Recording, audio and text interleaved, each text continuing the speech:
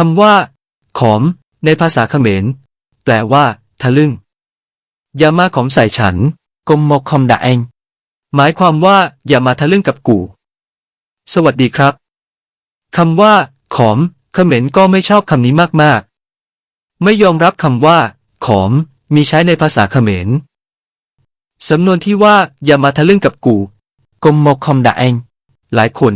อาจจะไม่เคยได้ยินมาก่อนถ้าไม่เข้าใจภาษาเขมรแบบลึกๆก็จะไม่ทราบการเรียนภาษาเขมรในสถาบันต่างๆผมไม่ได้คัดค้านนะครับอยากสนับสนุนให้เรียนเราจึงจะสามารถอ่านออกเขียนได้เขาพูดอะไรมาเราก็รู้เรื่องแต่สิ่งหนึ่งที่อยากจะให้เข้าใจคือคนเขมรโบราณกับเขมรปัจจุบันเป็นคนละพวกฝรั่งเศสเองเมื่อมาพบปราสาทนครวัดก็รู้ว่าคนเขมรปัจจุบันนี้สร้างไม่ได้เขมรปัจจุบันก็เที่ยวอ้างว่าเป็นผลงานของเขมรโบราณซึ่งเป็นบรรพบุรุษของตนซึ่งเป็นความเข้าใจที่คลาดเคลื่อนสมัยก่อนเราเคยคิดว่าความรุ่งเรืองในเมืองพระนครที่อยู่ในดินแดนด้านใต้แผ่ขยายขึ้นมาด้านบนแต่ความจริงคือความเจริญรุ่งเรืองจากด้านบนแผ่ลงไปด้านล่างทำไมถึงลงไปด้านล่างเพราะเข้าไปใกล้กับเส้นทางเดินเรือค้าขาย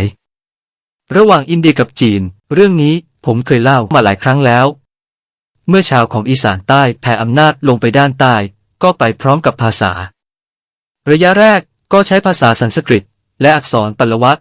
ต่อมาอักษรปลวะค่อยๆพัฒนามาเป็นอักษรขอมใช้กันมานานในดินแดนแถบอีสานใต้และในเมืองพระนครคนในดินแดนอีสานใต้พูดภาษาขอมมานานกว่าคนเขมรมากอักษรเขมรเพิ่งเกิดขึ้นในภายหลังสิ่งที่ยืนยันว่าอักษรเขมรเกิดขึ้นภายหลังคือการจารึกอักษรเขมรในใบลานที่มีอยู่เฉพาะในเมืองเขมรเท่านั้นดังที่ยกตัวอย่างมาให้ดู